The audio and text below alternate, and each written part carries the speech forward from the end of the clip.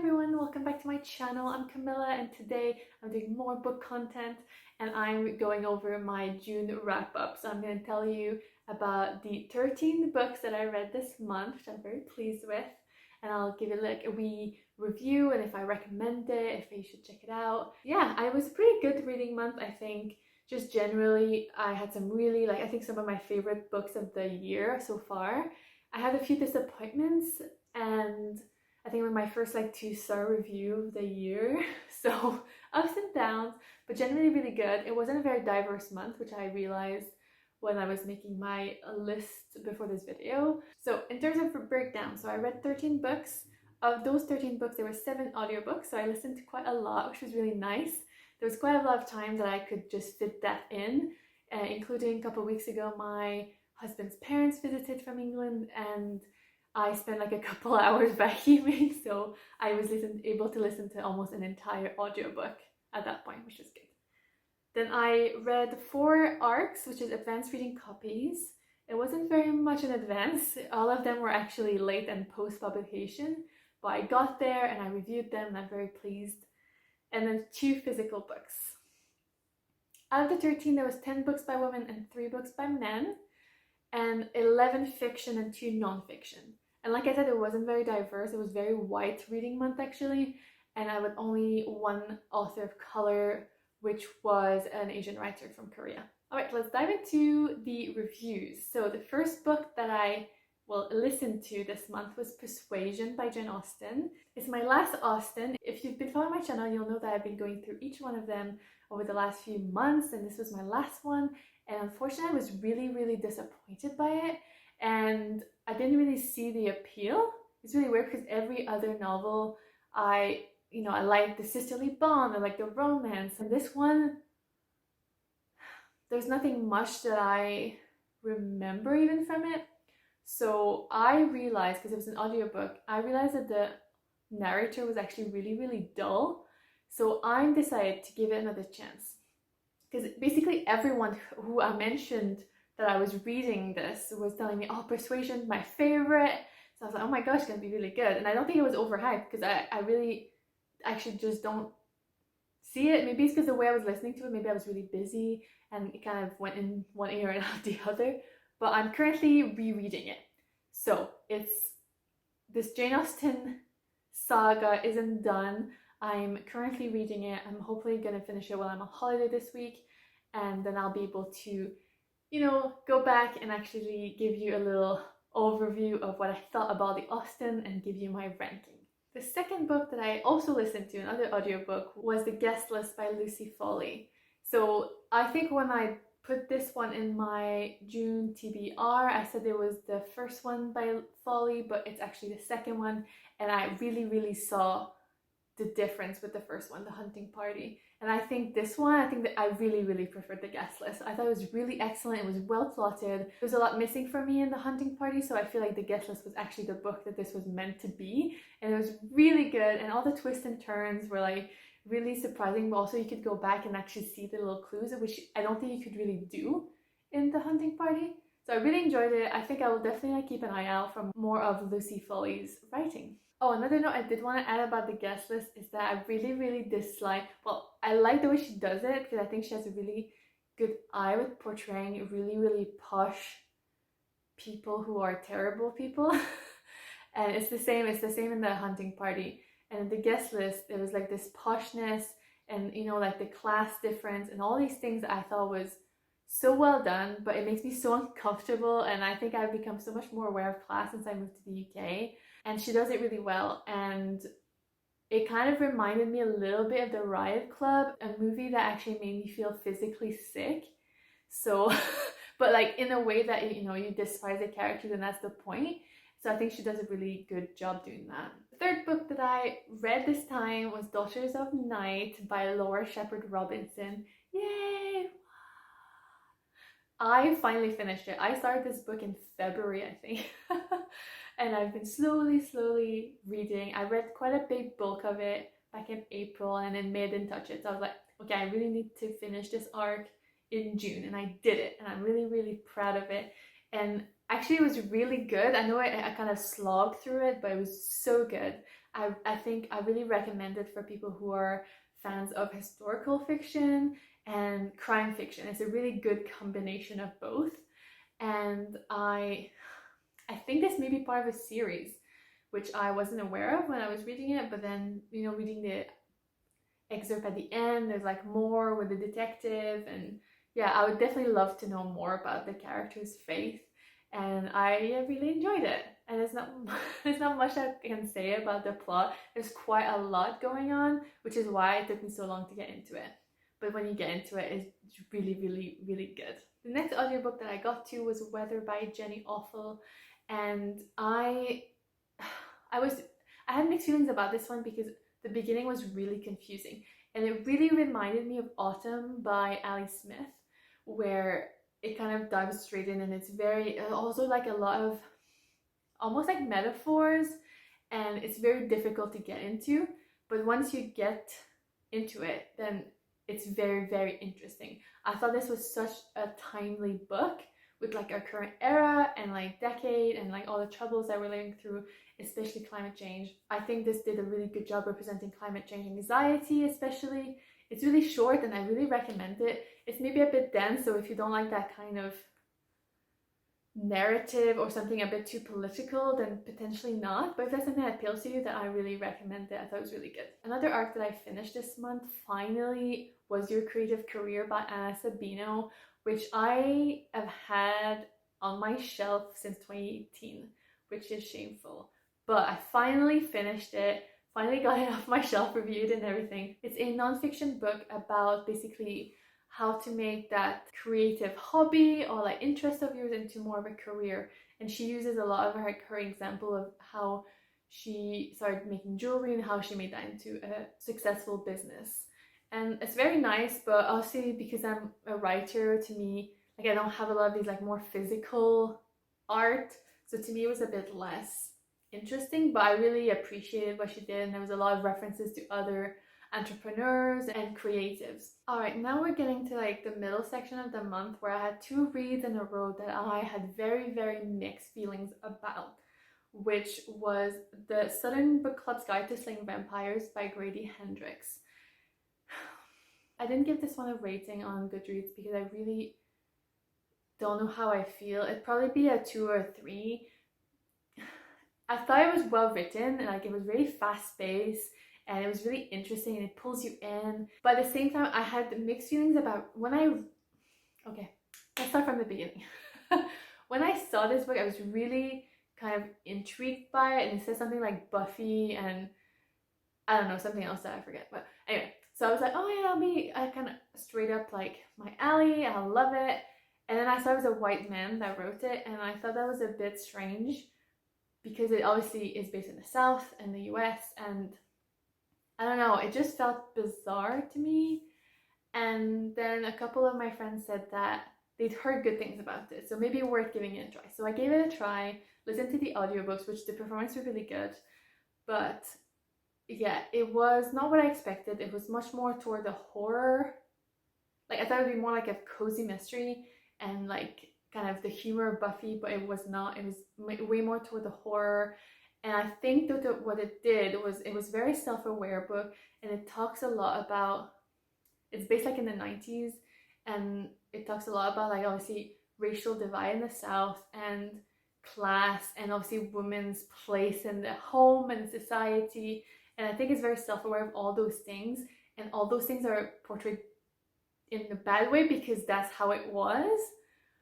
And I think Hendrix did that on purpose, and I can appreciate that. And I think he was trying to portray like basically people of his mom's age kind of thing. But there were things about it that made me feel really, really uncomfortable, and I thought were completely unnecessary. And that's when we get to the content warning, and that includes rape, which I thought was completely unnecessary to the plot. I really don't understand why that was in there.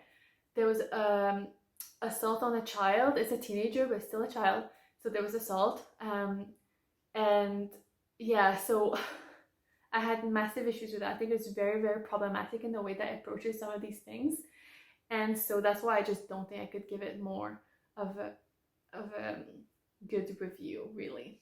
After I finished listening to the audiobook of the book club's Killing Vampires, I then listened to The Betrayals by Bridget, and yeah, I was really disappointed by this one as well. And the main reason, it's really difficult to explain, but it's kind of based in a school where they have this grand jeu, which I'm pronouncing in the English way because for some reason it's French, but people don't pronounce it correctly. I don't know. I don't know what the grand jeu, even after reading this book. I have no idea what this is about. At the end, she does explain that it's based off something in another book, but I've not read that book, so I have no idea. I thought her writing was actually really good, and I like it kind of goes between a lot of narrators, which you don't really see the point of until the end when kind of the things tie up a bit. But I was really confused just generally between the timelines and the narrators. There's something I really, really didn't like about it, and it's difficult to tell you why without spoiling something from the end of the book, so you may want to skip to the next book at this point because I'm going to be spoiling something. So toward the, I guess, second half end of the book, it's revealed that one of the male characters thought he was in love with a boy, but turns out it was really his sister having taken his identity, and then they have a connection in the future timeline. And when I realized that, I thought it was going to be a story about like being bisexual, pansexual, but I thought it seemed to me like queer baiting, like massively, because there's so much put on the fact that there are two boys and how it's really not allowed, and there's this whole thing. But then you realize it's just because she didn't want to be found out. It really has nothing to do with that. So yeah, I had really mixed feelings about it. I don't know if you've read it and you have maybe a different perspective of it. I would really like to hear it because I thought it was really, really weird. And especially because I feel like the bad characters win at the end. Like, yeah, so yeah, I was disappointed by this book. I'll maybe give The Binding, which I think is her first book, a chance, but we'll see. Then I listened to the audiobook The Family Upstairs by Jewell, and actually I was really shocked by this one in a good way. I've seen the cover a few times and I thought people are liking it. I think I've heard a lot about it. I have no idea what it's about, but I'll just, the audiobook was free on my Libby app, so I borrowed it, and the beginning was a bit difficult. It's this girl who inherits this big house in Chelsea in London, and she kind of starts finding out more about how she'd been abandoned there as a baby and didn't know anything about her family, and then the mystery kind of ensues from there. And you have two other narrators as well, and they're all kind of interlinked, and it's really interesting. It was a bit difficult for me to get into it. I was really not seeing where this was going, but then I loved it. I thought it was really, really well constructed, basically, because it's over different timelines. There's one of the characters that talks about his childhood and his current life, and the way it's constructed, and I thought it was really, really well done. And I can't again tell you the thing I like the most without revealing a huge plot twist, but there are big plot twists along, and I thought they were really well done, and it left me literally the last line of the book, I was like this. I was the meme from Parks and Recreation, and I loved it, and I would look forward to reading something else by Jewell, and I really recommend it as well. The audiobook that I listened to while I was vacuuming all those hours was A Study in Scarlet by Arthur Conan Doyle. This is kind of in my vein of reading older literature and also Scottish literature. And I realized I'd never read anything by by Doyle. And although obviously we all know about Sherlock Holmes, and obviously I've watched Sherlock and some of the movies and stuff, I feel like I've never actually known the actual narratives that this was based on. Obviously the first episode of Sherlock is A Study in Pink, it's an adaptation of A Study in Scarlet. So yeah, I gave it a chance and it was really good. I really enjoyed it for the era, and it was not what I expected at all. The second half is actually based in I want to say the far west. It's based in the US, and it's in the Mormon community, and it's really, I actually had to go and Google if this was actually part of A Study in Scarlet because I was really confused. But it all ties in, and I really liked it. I don't know if I'm gonna get bored of these narratives because yeah, it's very much like Watson's oh, and he did that, and I was shocked, and oh yay, I love him so much, and yeah, there's something a bit repetitive about it.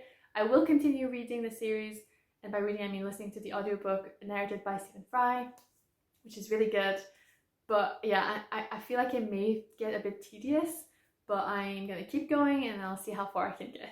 Alright, let's talk about the most and last disappointing book of June, which was Diving for Pearls by Jamie O'Connell. I requested this book. It was an arc. It just came out in June. I requested it back in like March or April. I was trying to read stuff based in the Arabian Peninsula, and this book is based in Dubai. But I did see that O'Connell's obviously Irish, so I was like, oh, maybe it'll be like a different perspective. You know, I expected that, and it is focusing, I think all the characters, no, almost all the characters are expats or immigrants to Dubai. So, you know, I can appreciate that. But it was really, really, really big disappointment to me. And it's because, well, there's a lot of because. The first thing is basically the narrators, there's 7 or 8 narrators, and the chapters go like between them. And I really don't think he did justice to all of them, or any of them really.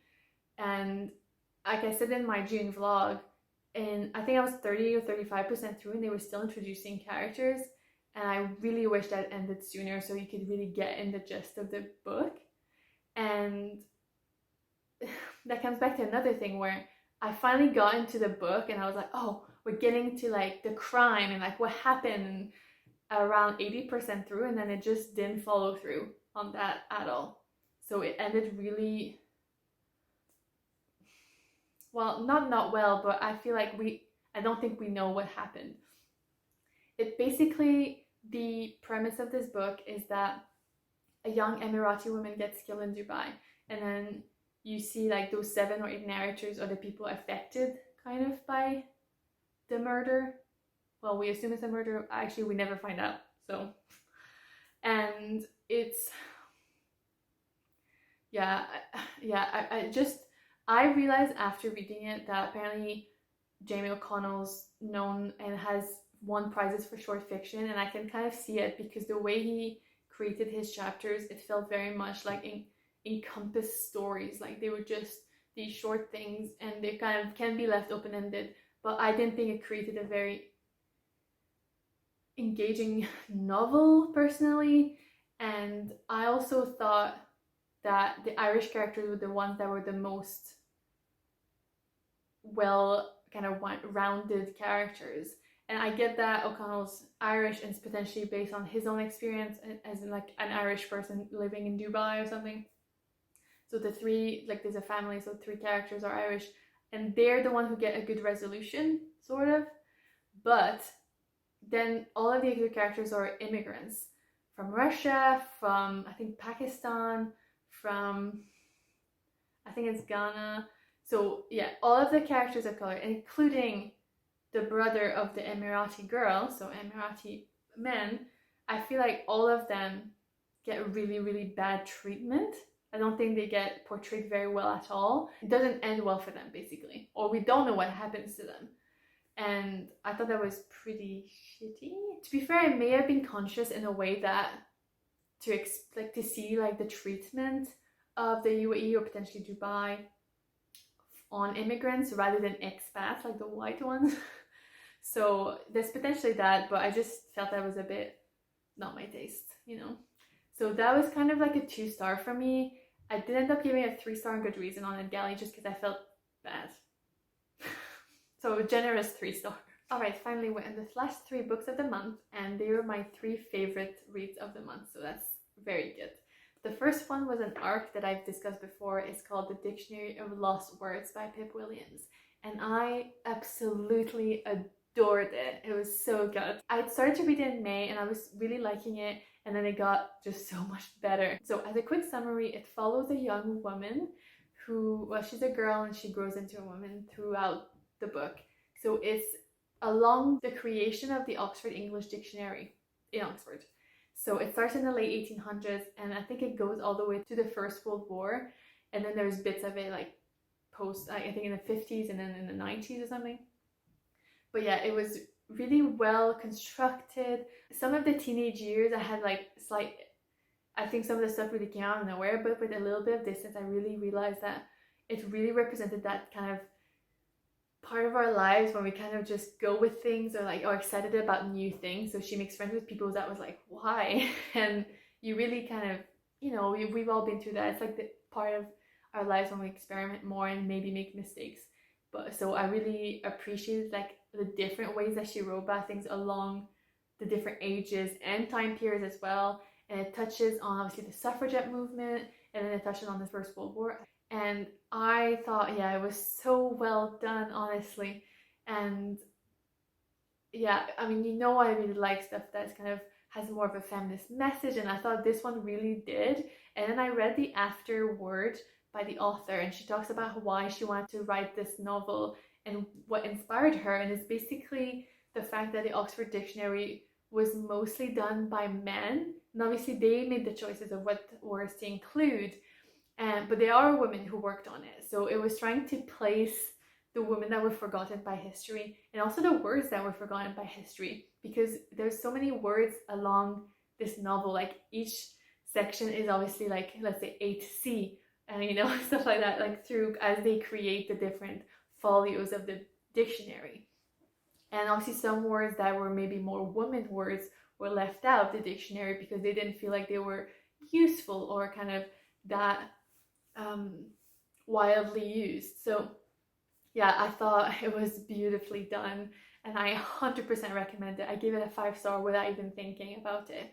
It was wonderful, and I will be buying myself a copy 100%. So this is a long video, so I'm filming backwards, so this is backwards, sorry. But this is a tiny book. It's the next one that I read. It's really, really tiny.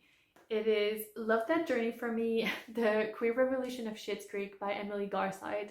And it is part of this Inkling series, which is a kind of a non-fiction series about relevant things of the moment.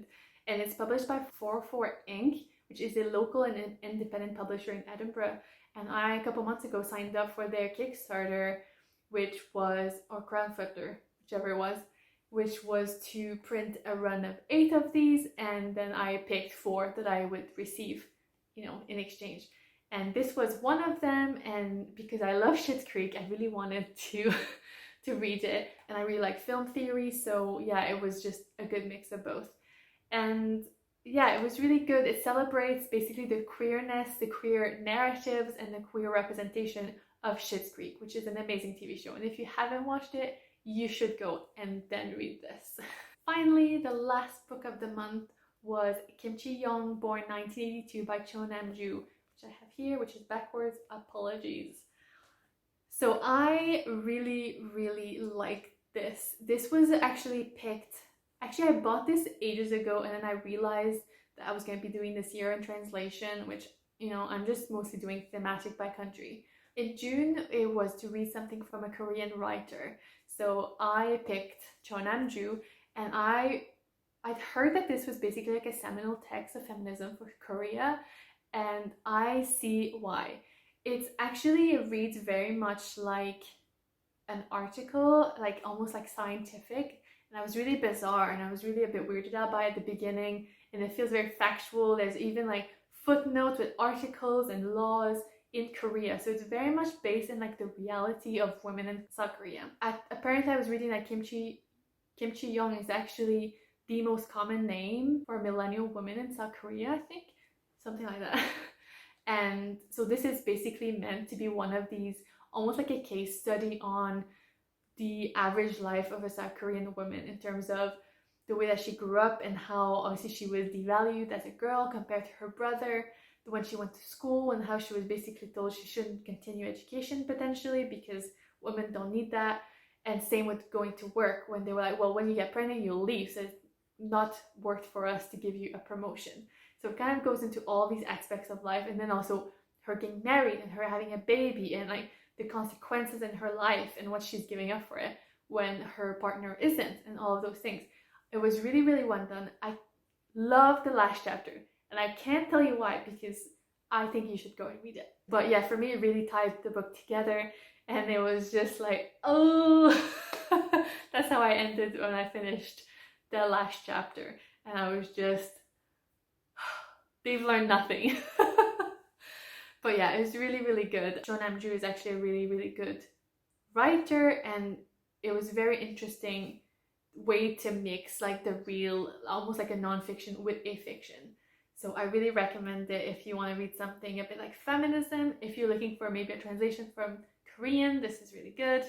And yeah, I think it was a 5-star for me. All right, that's it. These are the 13 books that I read or listened to in June. Please let me know how your month of June reading wise, how that went, and if you read anything that was maybe your favorite of the year so far. And if you're looking for good recommendations, 100% please look up the Dictionary of Lost Words, especially if you love, something maybe based around words, around books, around libraries, and especially with a feminist undertone, obviously. And also I recommend Kim Jiyoung, Born 1982 by Nam-Joo as well. So yes. All right, so let's dive into like the July reading list now, right? Thank you so much for watching. Please don't forget to like the video if you enjoyed my reviews, or let me know if I ramble on too much in the comments. And please don't forget to subscribe. I post every Tuesdays and sometimes on Thursdays. And yeah, I see you back. Bye.